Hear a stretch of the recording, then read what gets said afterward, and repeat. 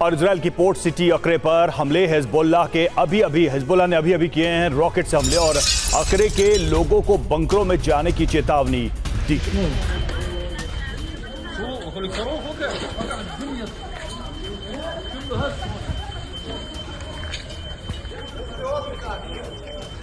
לא, המשטרה אומרת לא לגשת, לא להתקרב.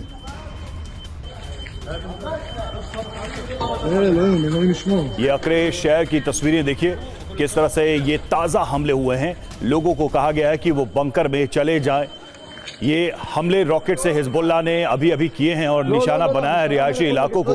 ये देखिए तस्वीरें, अफरा तफरी चारों तरफ है, लोग इधर उधर भाग रहे हैं। कुछ इमारतों को नुकसान पहुंचा है जहां पर ये रॉकेट गिरे हैं।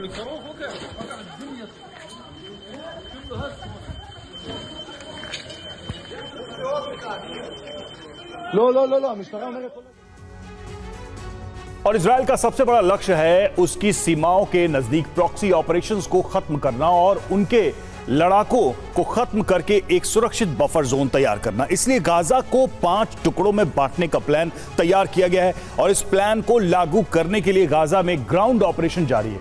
लेबनान में भी ग्राउंड ऑपरेशन को 1 महीना बीत चुका है, लेकिन अब इजरायली सेना ने ग्राउंड ऑपरेशन का विस्तार कर दिया है। इजरायली सेना ने सीरिया में भी ग्राउंड ऑपरेशन चलाया है और ईरानी IRGC के ऑपरेटिव को गिरफ्तार कर लिया है। देखिए इजरायल ने किस तरह से ये सर्जिकल स्ट्राइक की। इन स्ट्राइक्स के पीछे इजरायल का असली मकसद क्या है?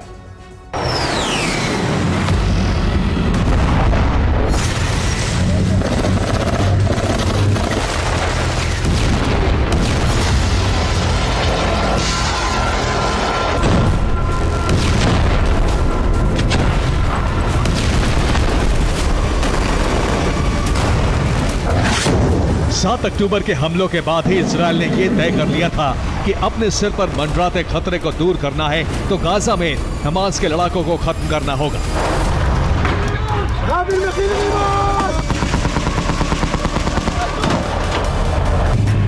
लेकिन गाजा की जंग अरब महासंग्राम की चिंगारी बन गई और इजरायल प्रॉक्सी के हमलों से घिर गया। लेबनान, इराक और सीरिया से भी इजरायल पर प्रॉक्सी के हमले शुरू हो गए।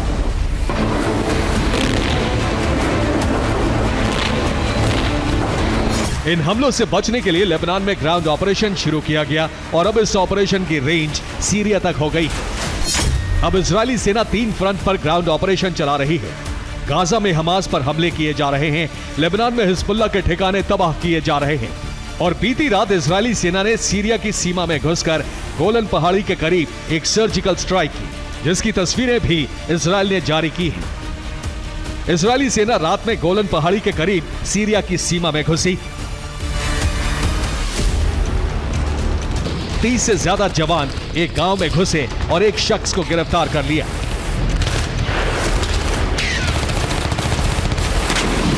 पूछताछ के दौरान गिरफ्तार किए गए इस सीरियाई नागरिक की तस्वीरें भी जारी की गईं, जिसका नाम है अली सुलेमान अल अस्सी।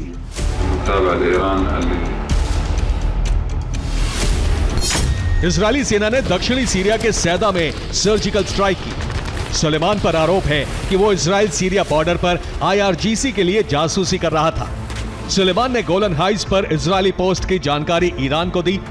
सुलेमान के इनपुट पर ईरानी प्रॉक्सी से इजरायली बेस पर हमले कराने वाला था।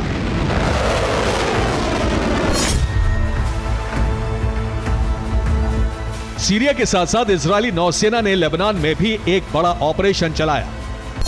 अभी तक इजरायल दक्षिणी लेबनान में हवाई और ग्राउंड ऑपरेशन चला रहा है। 1 नवंबर को इजरायल के नेवी कमांडो ब्रिगेड शेते 13 लेबनान के बैरूत के करीब पहुंच गई। बैरूत के करीब बतरौन में इजरायली नेवी ने हिजबुल्लाह के एजेंट को गिरफ्तार किया। हमाद अहमास नाम के शख्स को गिरफ्तार कर इजरायल लाया गया। लेबनानी सेना को इजरायली ऑपरेशन की भनक 2 नवंबर की सुबह लगी।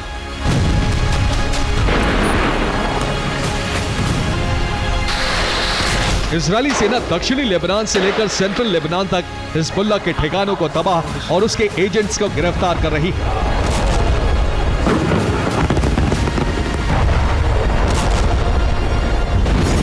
ये इजरायली सेना के लेबनान ग्राउंड ऑपरेशन की तस्वीरें हैं।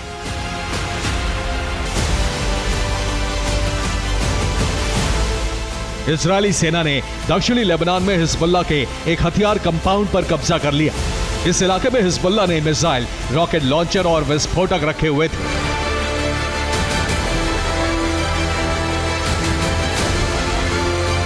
हिजबुल्लाह ने ये हथियार एक पहाड़ी गुफा में छिपाए थे और इन हथियारों से इजरायली ग्राउंड फोर्सेस पर हमले होने वाले थे।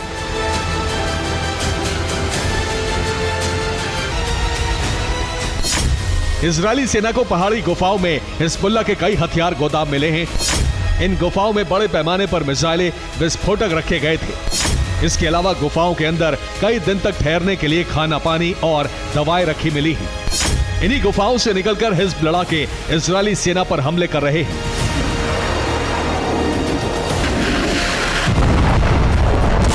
इजरायली सेना के सामने सबसे बड़ी चुनौती हिजबुल्लाह और हमास के हाइड आउट यानी छिपने के ठिकाने हैं। हिजब ने भी हमास की तरह ही अंडरग्राउंड बेस बना रखे हैं।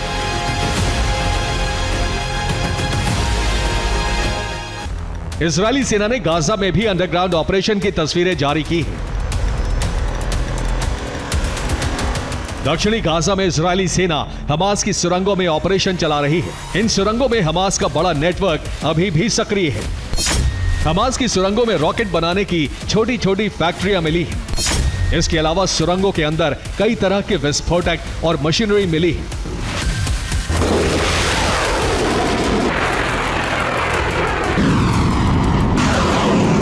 इजरायली सेना के लिए ग्राउंड ऑपरेशन में सबसे बड़ी अड़चन यही अंडरग्राउंड ठिकाने हैं और इनको तबाह करने के लिए इजरायली सेना को जमीन में 30 से 60 फीट तक नीचे उतरना पड़ रहा है।